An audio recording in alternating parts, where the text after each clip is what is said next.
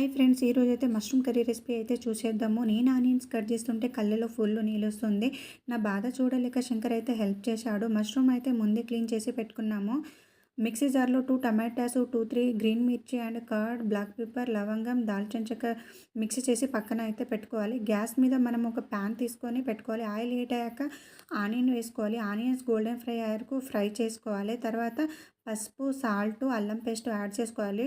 మూత వేసుకోవాలి. 2 మినిట్స్కి మనము మిక్సీ పెట్టింది యాడ్ చేసుకోవాలి. మొత్తం ఇలా కలుపుకున్నాక మూత పెట్టుకోవాలి 2-3 మినిట్స్ వరకు. తర్వాత రెడ్ చిల్లీ పౌడర్ అయితే యాడ్ చేసుకోవాలి. రెడ్ చిల్లీ పౌడర్ యాడ్ చేసుకున్నాక మనము ఒక 5 మినిట్స్కి మనము మష్రూమ్ యాడ్ చేసుకోవాలి. మష్రూమ్ యాడ్ చేసుకున్నాక ఒక 5 మినిట్స్ మంచిగా మగ్గనిచ్చుకోవాలి. తర్వాత కొంచెం నీళ్ళు వేసుకోవాలి. అందులో నీళ్ళు వేసుకుంటేనే సాఫ్ట్గా మెత్తగా ఉడుకుతుంది. తర్వాత ధనియాల పౌడర్, గరం మసాలా, కొత్తిమీర, కరివేపాకు వేసుకున్నాను. ఫైనల్లీ అయితే మష్రూమ్ కర్రీ రెడీ అయిపోయింది.